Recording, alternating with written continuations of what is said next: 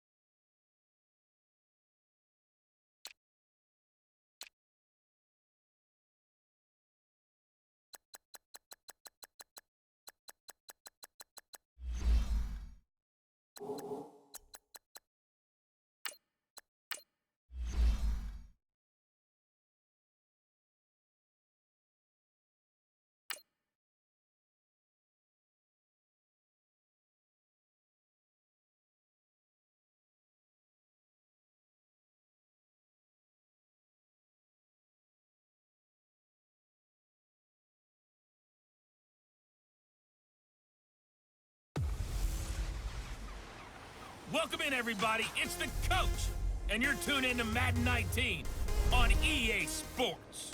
We're just about set to get started, and this ought to be a good one between the Pittsburgh Steelers and the Oakland Raiders. I'll be back with you again with scores around the league at halftime. But kickoff right around the corner. And standing by to call the action, here are Brandon Godden and Charles Davis. Thank you, Coach. EA Sports coverage of the NFL brings us to Oakland, California.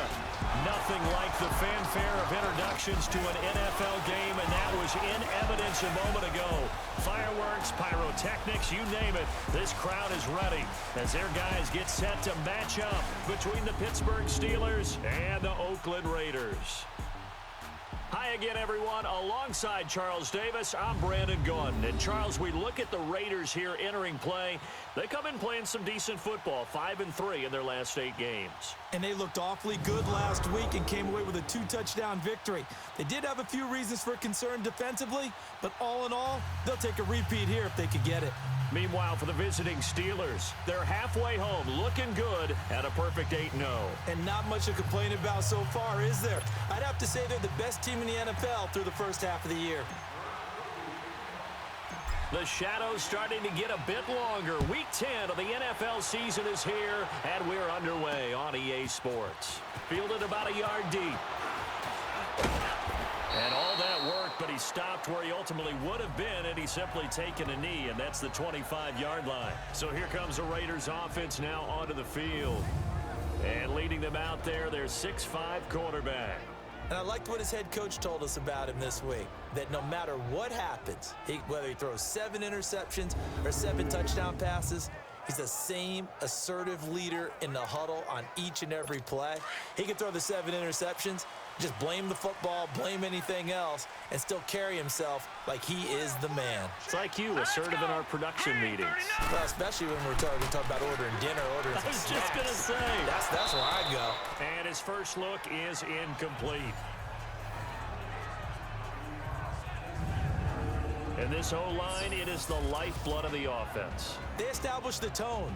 Mean, nasty, physical. They can't wait to get after people. That allows the rest of the offense to feel confident. Line of scrimmage, again the 25, 2nd and 10. All right, here we go. Back to throw now on 2nd and 10. And he's going to find his man out of the backfield. That's complete. And they nearly get this all the way to midfield. Mark him down at the 49. That one goes for 24 yards. And we see another pitch and catch there to the running back. This position just continues to evolve. They become just as critical to the passing attack as a lot of receivers, tight ends, because their ability to make people miss in the open field can really generate big plays for an offense. And he's got this down to the 35. Another nice gain, 16 yards there, and a first down again.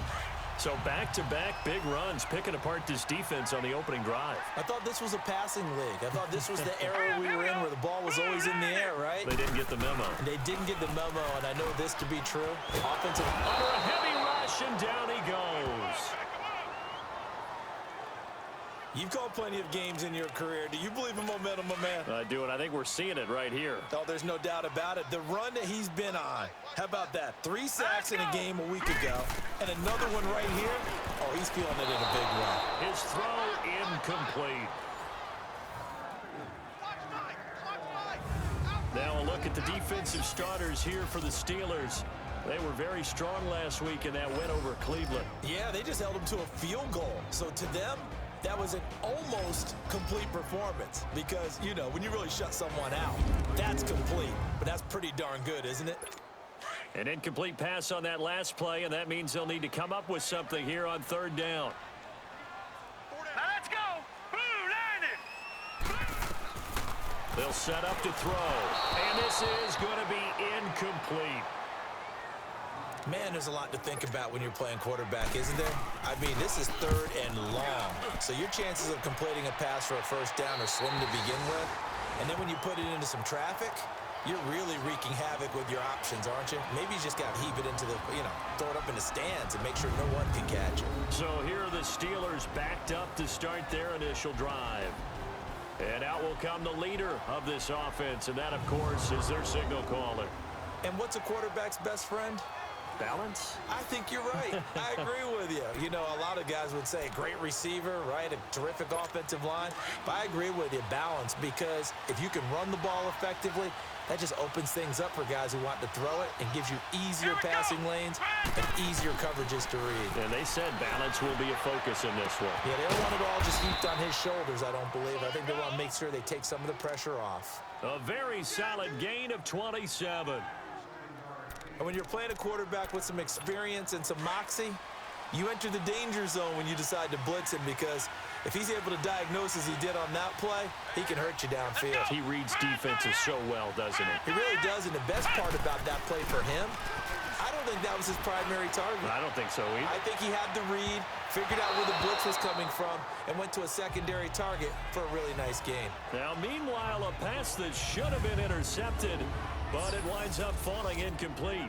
And the big boys up front in the trenches, what do you think of the O-line, Charles? I love them because this is a group that's so cohesive. They know what the man next to them is going to do at all times, and they operate as a terrific unit.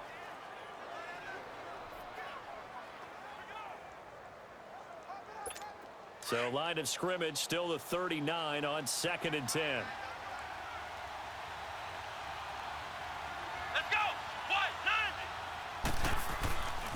And 2nd and 10, he'll look to throw again.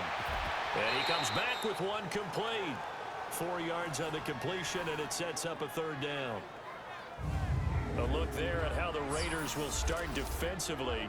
They've been pretty good against the pass. Not amazing, but good. Number 13 in the league. Take those rankings, throw them right out the window, because this is what you prepare for. This is what you practice for. This is what you think about. The ultimate test, taking on the #1 overall offense in the league. Now they'll try to convert on 3rd and 6 after the 4-yard completion. Come on, let's go! Ryan 38! He'll look to throw. Looking left side, it's complete. He's got it. And he gets it down to the 48, enough for the first. They get 9 out of that one, and as a result, the drive continues. Well, from their point of view, this game could not be starting out much better, could it? Force a punt on defense, and now they're moving it crisply on offense. Crisply, I like that. You like that? Yeah, moving it very, very well. Looks like the defense on their heels a little bit. You put a score in here, long way to go, but you're right, that's a heck of a start. Yeah, and I think this is where the play caller is looking at his play sheet and saying, do I have that dagger play? Do I have that play and just finish them off right now? Because I think they'd love to gain that big advantage early. They'll run it now out of the gun. And this will be taken across midfield and into Raider territory. In a word, I would say productive, finding the end zone 3 different times. Is it possible that you're really underselling it? 3 touchdowns, just going to call him productive? What do you want? This guy had a nose for the end zone. He was good. Had a snootful, didn't he? How about that? Big-time game. Defensively here, you're facing a top-5 team in terms of points scored in the NFL. So when they're that high-powered, you've got to find a way to hold them under 20, because to me, that's the magic number. 20 points scored, you give yourself your best chance to win. So if they're up around 24, 28, 30, they could be in some trouble. And I think so, because then you turn it into a shootout, and that means your offense has to keep pace. Another scouting report on him is that he doesn't possess the eye discipline to be an elite linebacker, and what that means is his ability to read, react, and make a play. But on that one, he looked like one of those guys.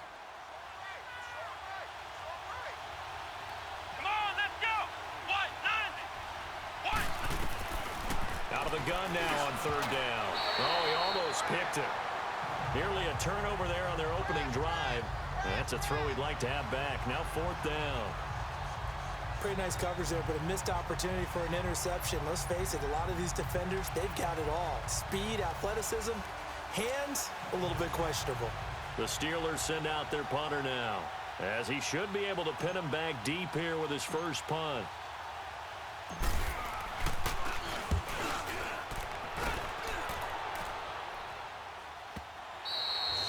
Looking for the checkup bounce, didn't get it. That scoots all the way into the end zone now for a touchback.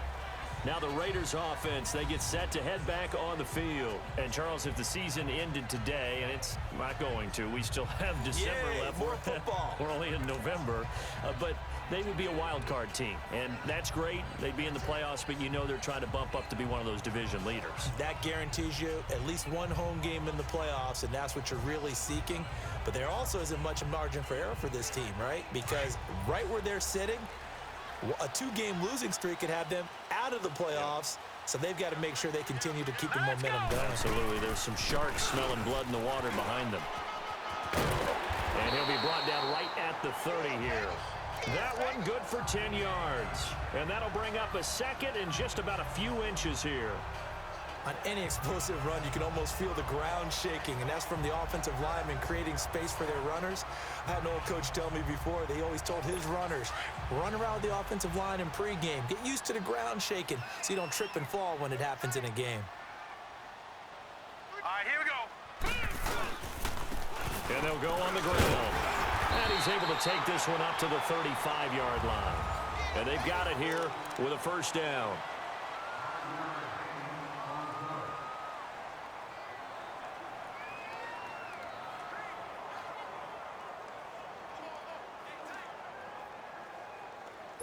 Ball up to the 35 now as they come up on 1st and 10. All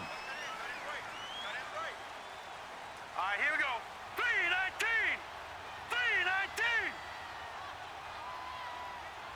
3-19. Now a play fake here on 1st down. And the Steeler pressure too much here. He's going to go down.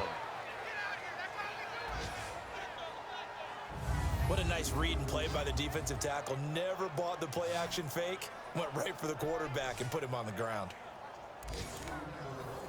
So that complicates things a bit here. 18 yards to go now on 2nd down. Hurry up, here we go. 3-19. 3-19. And on the ground they go with a running back. And he powers his way up past the 30. They get 5 yards on the run there. Still left staring at a 3rd and about 14.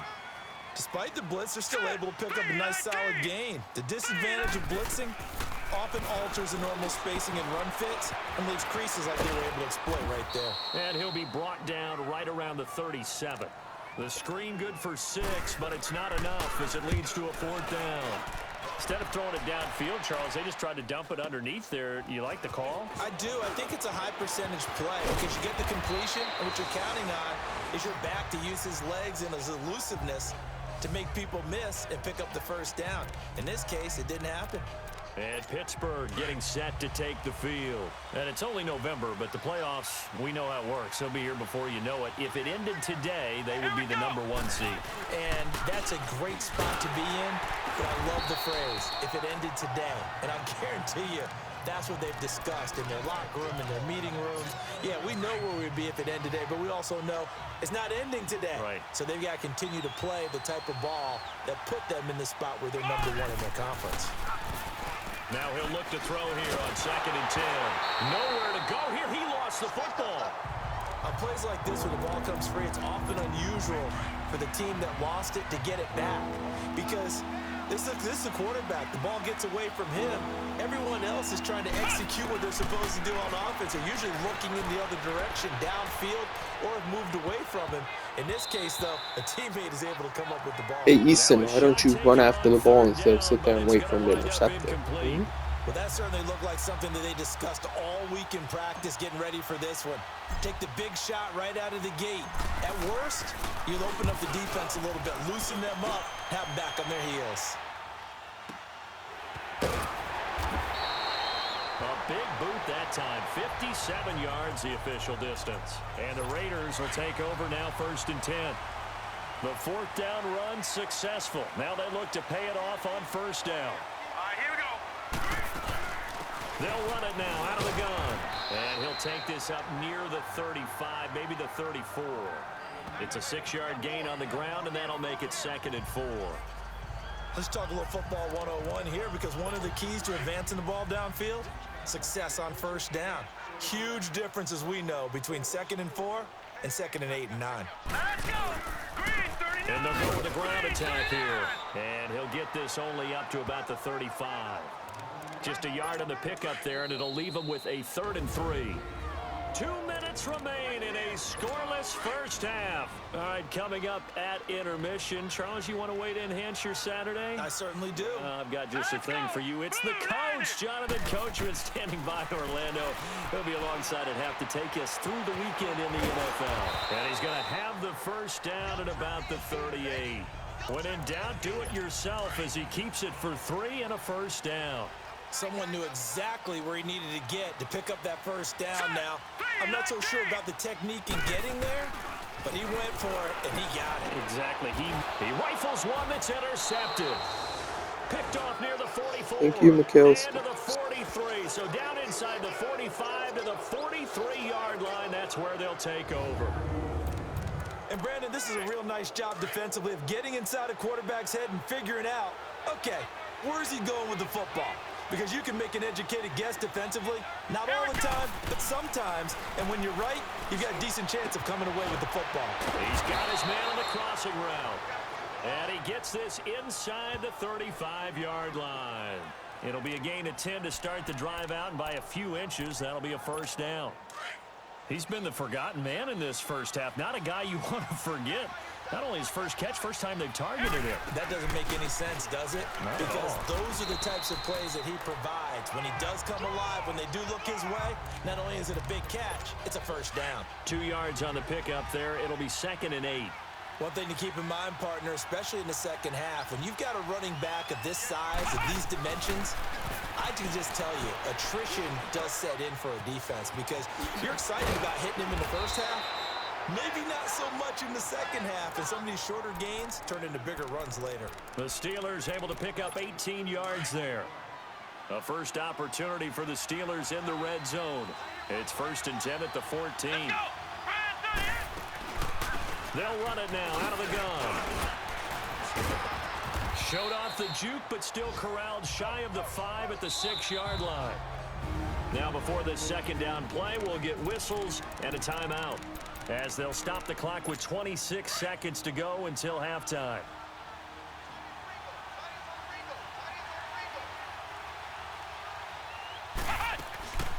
They'll run it now out of the gun. It's a 3-yard pickup, and that sets up a 1st and goal. And now we won't see a play on first down. We're going to get a timeout instead, as the clock will stop with 20 seconds to go in the first half.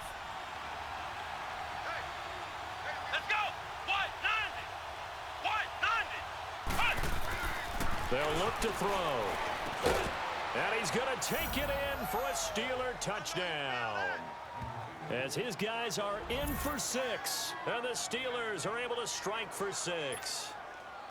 And that touchdown gives them a touchdown lead before they attempt the extra point. What a great way to end the half. Yeah, great job to put themselves in front. And now, see on the sideline, special teams defense scrambling, saying we want to preserve this for the final moments of this second quarter. Elliott good on the extra point, and that makes the score 7-0. And this will not be returnable. It's out of the back of the end zone for a touchback. There again is the running back as he trots onto the field. He's been good. They've utilized him well, but they're losing here in the second quarter. What might they change offensively? I think that what you try and do is expand how you get the ball to him a little bit. Get him out in open space, maybe swing the ball to him. What's that they used to call it in the West Coast offense, the long handoff? Yeah. Serve as your running play that way, as well as continue to feed him the football. Some of these runs now may pop bigger later in the game because of the effects of running it. Sometimes people, after a while, they don't want to tackle him anymore, or they get tired, or they get out of position, or he runs through tackles. Continue to feed him the ball. He's having that kind of game. Yeah, might they get him the ball in some space in some different ways here. Illegal block in the back. Offense. So this will be accepted as it moves the offense backwards.